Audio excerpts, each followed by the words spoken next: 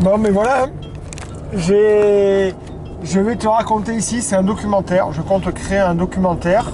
Donc là, sur cette vidéo-là, le but de cette vidéo, c'est comment je veux dire, c'est une vidéo en fait pour m'entraîner.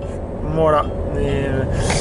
Donc du coup, Spartan Carcassonne avec l'équipe des Dingo, composée de Mika Richer, le doyen, le vétéran, 43 ans, ex-rugbyman, voilà,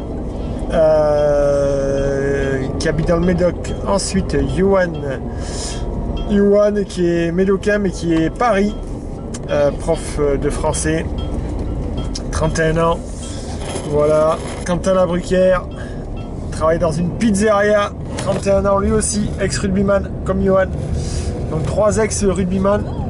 Voilà, avec la particularité que Mika, le doyen, a entraîné en cadet junior Johan et Quentin. À cela s'ajoute le 4e larron, Mehdi. Mehdi qui est prof de PS, voilà, qui a 29 ans, le plus jeune du groupe, affûté lui aussi comme une lame, et qui est un compagnon de première route avec Johan. Et voilà, donc le 4e, on est 4, on avait déjà fait Morzine en 2023, la super 10 km.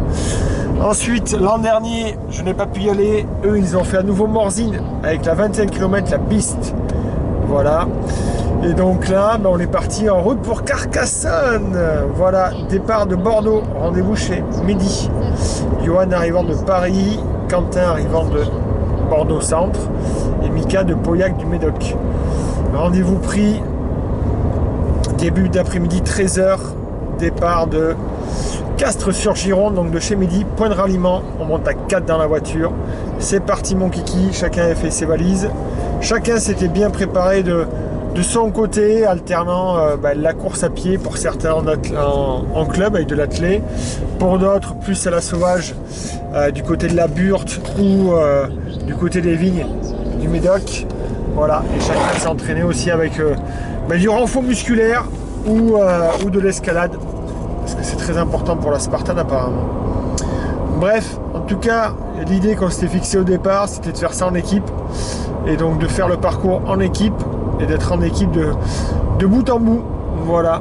Et du coup, chacun s'était préparé, et en tout cas, on est parti, 3h30 de route, ça va. Logement Airbnb à Cône, Minervois, très charmant, très charmant. Donc ça, c'était cool. Arrivé fin d'après-midi, retrait des dossards, impeccable, un petit peu de file d'attente. Mais en tout cas, on a nos dossards de la piste pour le lendemain. Du coup, on peut rentrer à la maison pour commencer à s'installer et commencer à réfléchir à notre stratégie de course sur ces 2 jours. Alors, moi, de mon côté, j'avais utilisé l'intelligence artificielle, notamment avec Notebook LM, pour faire des recherches sur les Spartans et voir un petit peu comment il fallait s'organiser. Donc du coup, j'ai fait ces recherches-là, j'ai pris quelques documents et tout ça, ce qui a permis de me conforter sur la course à pied et de m'inconforter par rapport aux différentes épreuves qui nous attendent. Mais mon objectif à moi personnellement, Mika, moi c'est Mika qui parle, mon objectif à moi personnel, c'est de me dire, voilà, les entraînements que j'ai envie de faire des entraînements en fait qui me plaisent, ok, parce que maintenant j'ai 44 ans, l'idée pour moi c'est pas d'être dans la performance absolue, c'est vraiment dans le plaisir. Et dans le plaisir, j'ai quand même cette notion de performance, d'accord? C'est-à-dire que si jamais je suis catastrophique, voilà, mon plaisir ne passera pas. Donc, ce qui veut dire que dans ma manière d'entraîner, en fait, je vais faire des choses qui me plaisent. Voilà, tout simplement. Ok, je vais pas faire des choses qui vont me saouler et des choses aussi que j'ai les moyens de faire. Voilà, moi je m'entraîne à la maison, j'aime bien l'haltérophilie, j'aime bien les barres et les haltères, j'aime bien aussi alterner course à pied et poids de corps, j'aime bien aussi travailler avec un ballon de rugby, faire du sprint, j'aime bien le futsal, je fais du futsal aussi 1 fois par semaine. Et en fait, je devais arriver, c'est pas parce que je faisais une Spartan qu'il fallait que je change à tout prix ma manière de m'entraîner. Moi, j'étais plus dans l'optique de me dire, c'est par rapport, voilà, toi tu t'entraînes comme ça, et la Spartan va être un moyen de t'évaluer pour voir où tu en es. Mais je ne vais pas m'entraîner spécifiquement pour la Spartan. Voilà, donc ça c'était clair dans mon état d'esprit, et du coup, c'est ce qui s'est passé. C'est ce qui s'est passé. Donc voilà, en tout cas, notre Notebook LM a pu m'aider surtout à faire un travail de visualisation du parcours et de savoir quand même qu'est-ce qui allait nous attendre. Voilà.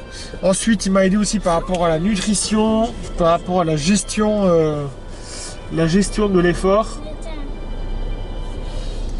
Et la gestion de l'effort et de la récupération. Voilà, donc ça c'était vraiment très important. Donc là aussi j'avais mis tout un tas de données. Il faut savoir que moi j'utilise des repas Beauty-Sané. Ok, je suis avec une marque Beauty-Sané nutritionnelle très qualitative et très premium en termes de nutrition santé, de nutrition on va dire de micronutriments. Donc voilà, et du coup j'avais calculé qu'avec une alimentation à 80% à base d'énergie diète, ça pouvait passer largement.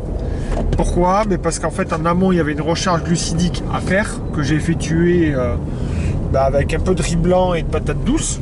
Voilà, mais après je savais que durant l'effort, il était nécessaire pour moi de vite avoir des glucides, de vite avoir des nutriments qui allaient directement aller dans mon estomac, sans passer trop de temps à digérer. Donc du coup pour ça les énergies diète étaient excellents, et du coup j'ai pu consommer pas mal d'énergie diète durant toute cette partie-là.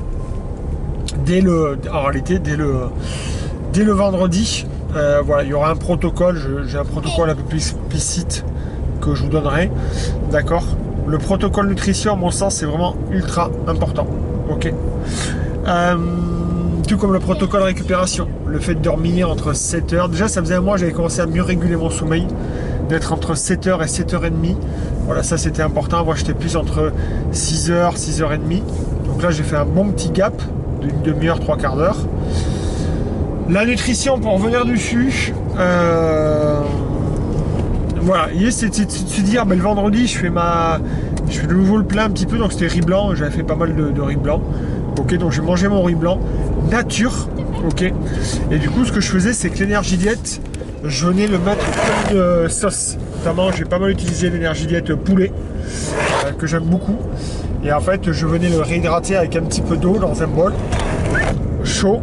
Et je venais réhydrater tout ça, ça faisait comme une sauce. Et après, à chaque fois, je le mettais par-dessus mon riz. Voilà, donc l'avantage de l'énergie diète, c'est que c'est pas que de la protéine. C'est pas de la créatine, c'est pas ces choses-là. En fait, c'est un produit qui est ultra complet.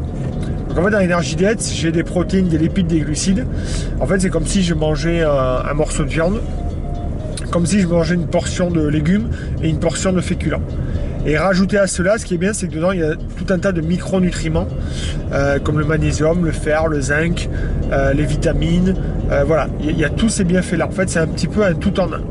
Ce qui fait que non seulement c'est bon, non seulement c'est bien agrémenté mon riz, et du coup, et en plus, il y a un gros complexe HD digestif, ce qui fait qu'en fait, tu vas pouvoir digérer, ça va t'aider à mieux digérer, puisqu'il y a des enzymes en plus dedans.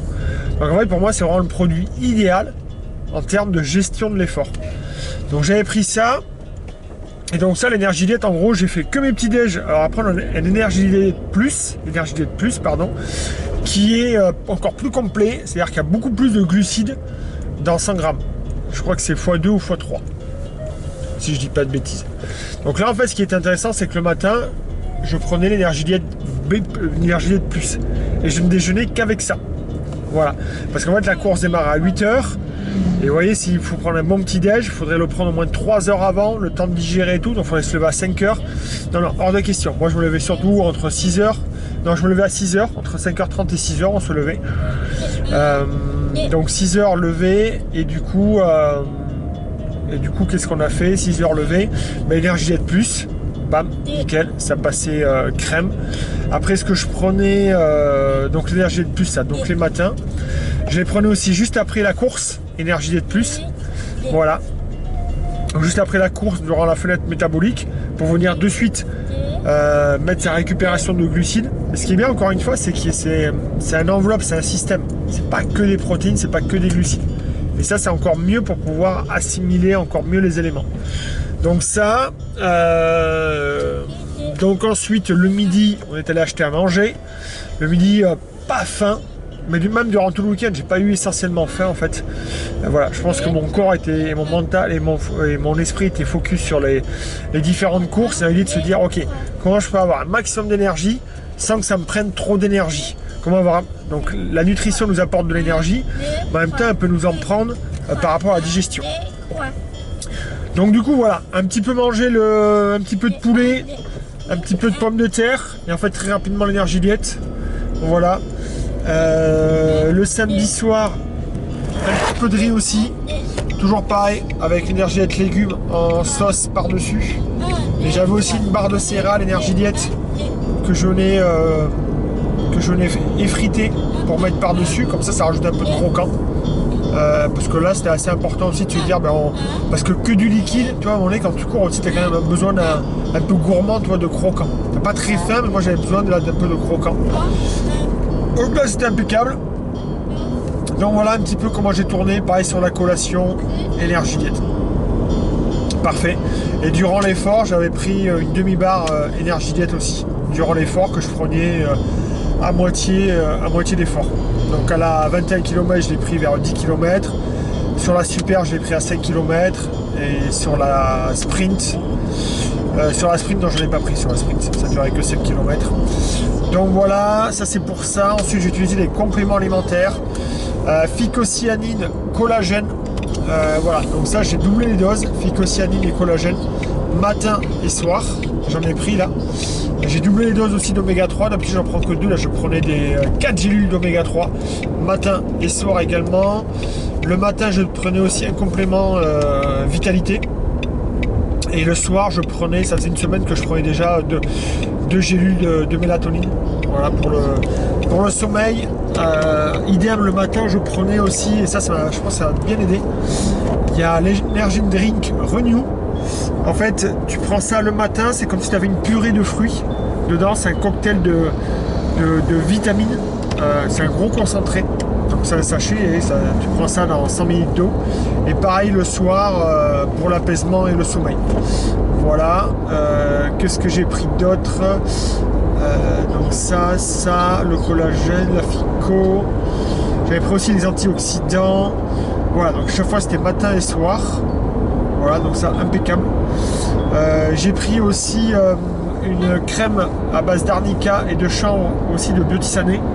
Et ça, samedi et dimanche, je me suis badigeonné les jambes, bien massé les jambes mais aussi les bras, au niveau des coudes et tout ça, au niveau des articulations.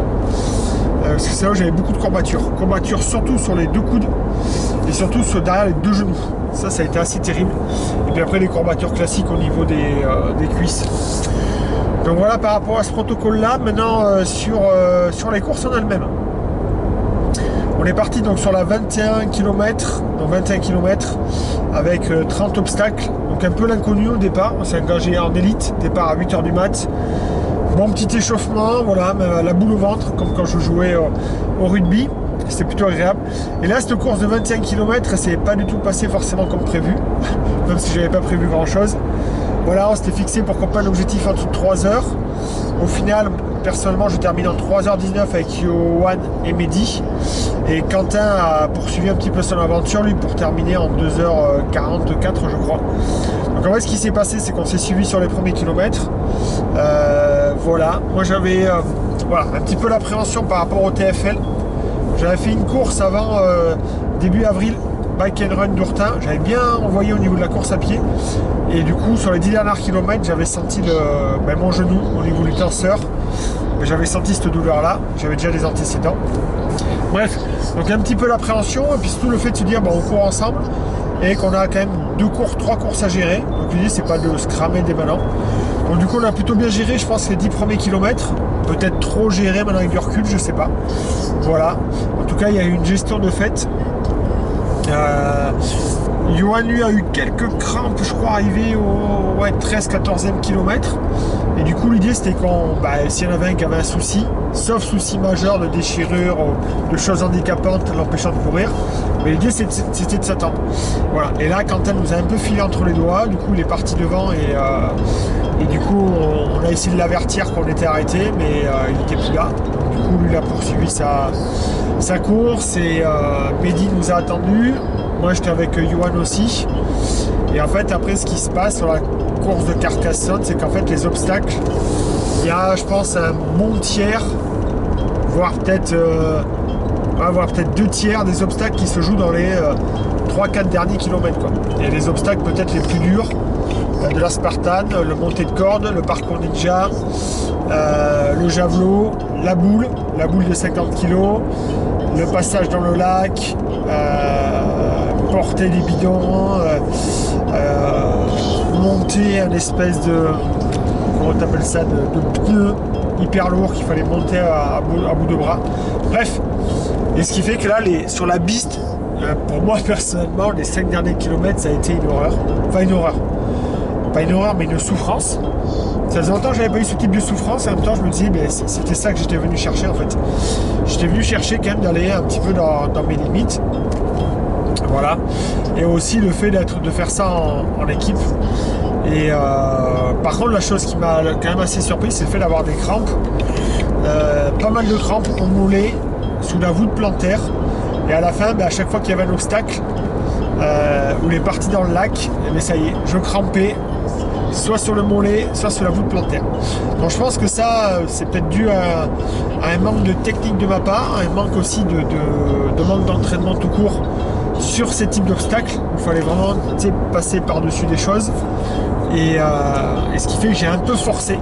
J'ai pas passé ces obstacles, j'ai passé ces obstacles un peu en force. Et je pense qu'il m'a amené à faire des grosses contractions très rapides, très courts. Alors que moi je suis plus quand même sur des contractions un peu plus longues, mais pas aussi impulsif et court, là comme ça sur 2 secondes, là bam, à devoir déclencher une force explosive.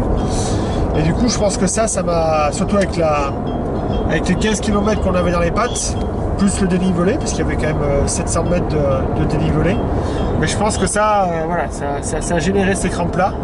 Et ce qui fait que les 5 derniers kilomètres, je pense qu'on a mis au moins un bon tiers du temps total à faire ces derniers kilomètres. Voilà. Après, ce qui a été hyper intéressant, c'est que tous les trois, on a réussi à s'encourager, à vivre la fin de course ensemble. Surtout, ce qu'il faut savoir dans les Spartans, c'est quand tu rates, tu as des pénalités. Tu as des pénalités, il faut porter des chaînes, il faut faire des burpees, ou il faut faire des tours, il faut courir en plus, quoi.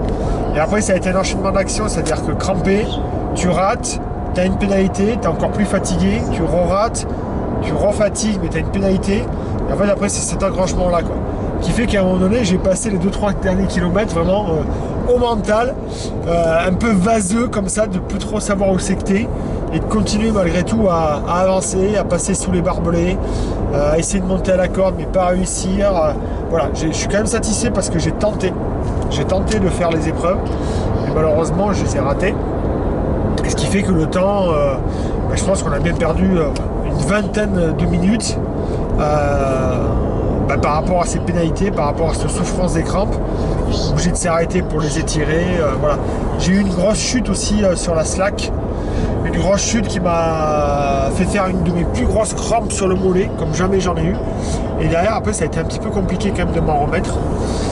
Donc voilà, donc ça a un petit peu surpris aussi, une grosse boule au ventre. C'est vrai que les efforts parcours ninja comme ça quand on est en l'air, et finalement je me suis rendu compte que j'avais pas une préparation vraiment spécifique et que j'avais peut-être des manquements, mais ça c'était voulu, la préparation pas spécifique, mais des manquements vraiment au niveau du tronc et des muscles profonds. Parce que sorti de là, j'ai certaines épreuves, j'ai eu vraiment mal au bide du fait que j'ai dû vraiment forcer sur les abdos. Et ça, je pense qu'après quand il a fallu recourir, ça m'a mis un pet mental et physique.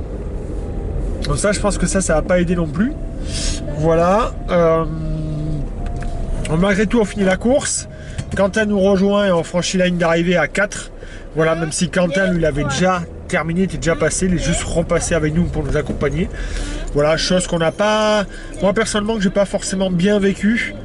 Parce que, voilà, l'idée, comme je vous explique depuis le début, c'est qu'on puisse vivre la course ensemble.